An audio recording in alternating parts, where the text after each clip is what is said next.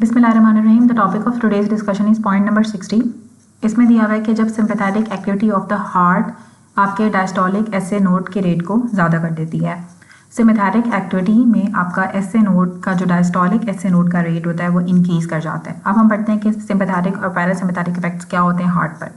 जो पैरासिम्पैथेटिक होते हैं हार्ट रेट पर, कंडक्शन वेलोसिटी पे, इसमें आपका एसए नोड, एट्रिया और एवी नोड के अंदर पैरासिम्पैथेटिक वेगल इनोवेशन होती है, लेकिन वेंट्रिकल्स के अंदर पैरासिम्पैथेटिक इनोवेशन नहीं होती है।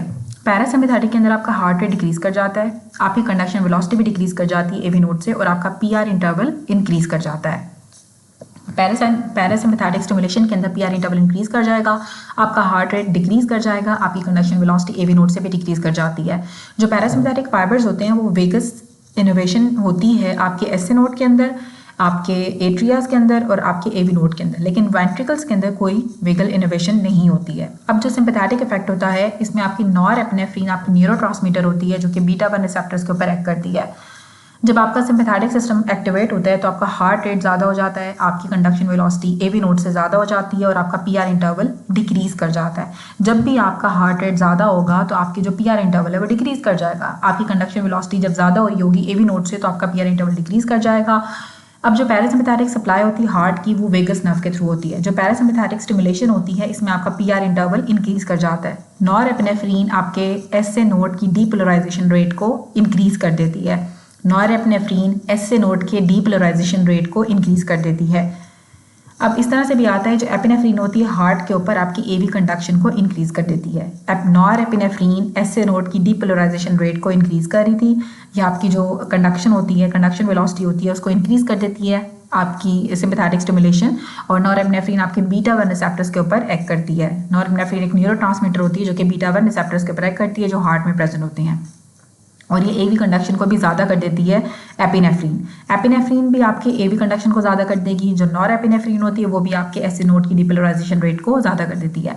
पैरासिम्पैथेटिक सिस्टम की वजह से आपका हार्ट रेट डिक्रीज हो जाता है क्योंकि आपके सोडियम का इन्फ्लक्स डिक्रीज हो जाता है। ठीक है, पैरासिम्पैथेटिक की वजह से आपका हार्ट रेट डिक्रीज हो जाता है क्योंकि सोडियम का इन्फ्लक्स कम हो जाता है एसए नोड के ऊपर। ठीक है, एसए नोड आपका पेसमेकर ऑफ हार्ट है, जब एसए नोड के ऊपर आपका सोडियम का इन्फ्लक्स डिक्रीज करेगा तो आपका हार्ट रेट डिक्रीज कर जाता है under parasympathetic stimulation.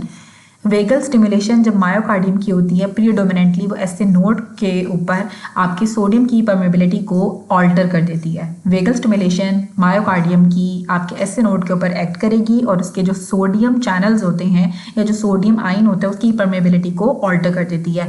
Vagal stimulation में या पैरासिम्पैथेटिक स्टिमुलेशन के अंदर आपका सोडियम का इन्फ्लक्स कम होता है एसए नोड के अंदर, जिसकी वजह से आपका हार्ट रेट डिक्रीज कर जाता है। स्ट्रॉन्ग वेगल स्टिमुलेशन की वजह से आपका हार्ट रेट डिक्रीज कर जाता है। अब नेक्स्ट दिया हुआ है कि जो हार्ट एक सेंसेशन के तौर पे एक्ट करता है क्योंकि हार्ट में आपके गैप जंक्शंस होते हैं। मैक्सिमम हार्ट रेट हमें एक्सरसाइज में मिलता है। आपका हार्ट रेट इंक्रीज हो जाता है एक्सरसाइज के अंदर। हमने पहले भी पढ़ा था कि आपका एक्सरसाइज के अंदर आपका हार्ट रेट इंक्रीज हो जाता है। मैक्सिमम हार्ट रेट हमें एक्सरसाइज में मिलता है। हमने पहले भी पढ़ा था कि जब आपकी एक्सरसाइज आपकी अर्ली स्टेजेस होती है एक्सरसाइज की तो आपका कार्डिक आउटपुट जो होता है ना वो कैसे मेंटेन होता है, आपका हार्ट रेट ज़्यादा करा के और आपका स्ट्रोक वॉल्यूम ज़्यादा करा के। और जब आपकी लेट स्टेजेस होती है एक्सरसाइज की तो उसमें आपका कार्डिक आउटपुट हार्ट रेट को ज़्यादा करा के मेंटेन हो रहा होता है। तो जब भी आप एक्सरसाइज करते हो तो आपका हार्ट रेट मैक्सिमम हो जाता है, तो मैक्सिमम हार्ट रेट इंक्रीज कर जाता है एक्सरसाइज के अंदर। जो ब्रेन ब्रिज रिफ्लेक्स का फंक्शन होता है कि वो हार्ट रेट को ज़्यादा कर देता है। ब्रेन ब्रिज रिफ्लेक्स को हम एट्रियल रिफ्लेक्स भी कहते हैं। इसमें हार्ट रेट ज़्यादा हो जाता है जब आपका सेंट्रल वीनस प्रेशर ज़्यादा होता है। सेंट्रल वीनस प्रेशर ज़्यादा हो जाने की वजह से आपका हार्ट रेट ज़्यादा हो जाता है, इसको हम ब्रेन ब्रिज रिफ्लेक्स कहते हैं। जो डिफरेंस है ना आपके increase hydrostatic pressure of kidney का हार्ट से, उसमें क्या होता है कि आपकी इंक्रीज ऑस्मोटिक प्रेशर होता है अलोंग कैपिलरी फ्लो। ठीक है, जो आपका किडनी का हार्ट से डिफरेंस होता है इंक्रीज हाइड्रोस्टैटिक प्रेशर का, उसमें डिफरेंस में क्या होता है कि इंक्रीज ऑस्मोटिक प्रेशर होता है अलोंग कैपिलरी फ्लो। एक थर्ड ईयर का मेडिकल स्टूडेंट था, वो फर्स्ट टाइम सर्जरी देख रहा था। जब उसने सर्जरी अटेंड की तो वो एकदम से कोलैप्स कर गया और उसके ब्लड प्रेशर 90/60 हो गया है। तो एकदम से जो कोलैप्स किया है और ब्लड प्रेशर भी उसका लो हो गया है तो कॉज क्या होगी, decrease peripheral resistance. Peripheral resistance decrease हो जाने की वजह से उसको सडन सिनकिपी हो गई है। अब एक वमेन है उसको मायोकार्डियल इंफार्क्शन हुआ था, 48 आवर्स के बाद उसकी वो कोलैप्स कर गई है। इसी जगह पर आपको इररेगुलर लो वोल्टेज नज़र आ रही हैं, लो वोल्टेज वेव्स नज़र आ रही हैं और वो इररेगुलर वेव्स हैं। तो पैथोफिजियोलॉजी क्या होगी, री एंट्री करंट। जो कि हमें बेसिकली वेंट्रिकुलर टेकिकार्डियाज वगैरह में हमें री एंट्री करंट्स मिलते हैं। तो क्या होगा कि इरेगुलर लो वोल्टेज आपको वेव्स नज़र आ रही हैं, साथ अगर एमआई के बाद जो है ना वो वेंट्रिकुलर रिदमियाज बहुत ज़्यादा कॉमन होते हैं, री एंट्री करंट था जिसकी वजह से उसकी डेथ हो गई है। अब सर्जरी के दौरान कौन सी चीज़ होती है जो बढ़ जाती है जिसकी वजह से आपको वेजो कंस्ट्रिक्शन डेवलप हो जाती है? क्योंकि जब आप सर्जरी करते हो तो स्ट्रेस की वजह से आपकी एपिनेफ्रिन रिलीज होगी और उसकी वजह से वेजो कंस्ट्रिक्शन डेवलप हो जाती है। जो ACTH होता है वो रिलीज होता है स्ट्रेस में ड्यूरिंग सर्जरी। जब आप सर्जरी हो रही होती है तो आपकी बॉडी एक स्ट्रेस की कंडीशन में होती है और ACTH रिलीज होता है। अगर तो वेजो कंस्ट्रिक्शन की बात की हुई होगी तो आपने एपिनेफ्रिन को सेलेक्ट करना है, और कैटेकोलामीन्स दिया हुआ है तो हमने उसको प्रेफर करना है। ठीक है, तो कैटेकोलामीन्स आपकी रिलीज होती हैं जो कि आपकी वेजो कंस्ट्रिक्शन को ज़्यादा वेजो कंस्ट्रिक्शन कराती हैं सर्जरी के टाइम पे जो स्ट्रेस होता है। ठीक है, सर्जरी के टाइम पे आपकी बॉडी एक स्ट्रेस की कंडीशन में होती है और तब जो वेजो कंस्ट्रिक्शन होती है वो एपिनेफ्रिन की वजह से होती है, कैटेकोलामीन्स की वजह से होती है। और वैसे सर्जरी के दौरान जो आपका स्ट्रेस वाली कंडीशन होती है बॉडी की तो उसमें ACTH रिलीज होता है। कौन सा हार्मोन होता है जो कि प्रीडोमिनेंटली एक्सट्रीम स्ट्रेसफुल कंडीशन में रिलीज होता है? तो एक्सट्रीम स्ट्रेसफुल कंडीशंस के अंदर आपका ACTH रिलीज होता है।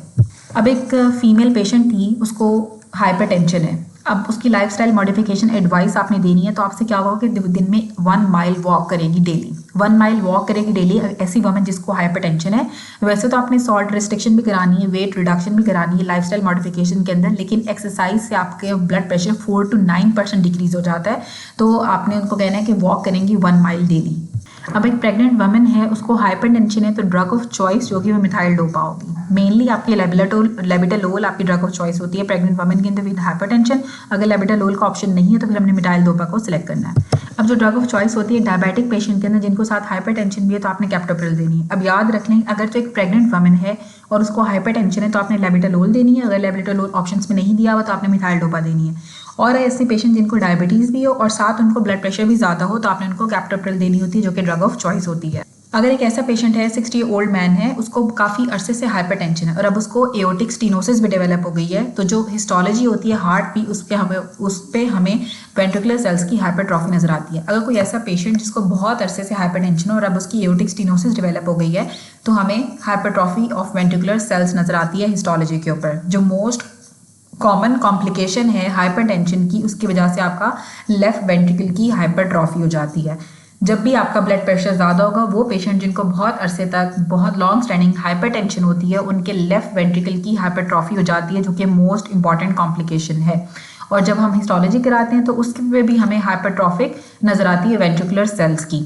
अब 40 ईयर ओल्ड हाइपरटेंसिव मैन है जिसका ब्लड प्रेशर 165/85 है। कौन सी एंटी हाइपरटेंसिव मेडिकेशन हमने स्टार्ट करनी है? तो हम ACE इनहिबिटर स्टार्ट करेंगे अकॉर्डिंग टू नाइस गाइडलाइंस। अगर तो 55 ईयर से कम का पेशेंट होगा तो आपने इसको ACE इनहिबिटर देनी होती है, और अगर 55 ईयर से ज़्यादा का पेशेंट है और अफ्रीको सेरिबियन ओरिजिन का पेशेंट है तो आपने इसको कैल्शियम चैनल ब्लॉकर्स या फिर डायूरेटिक्स देनी होती हैं।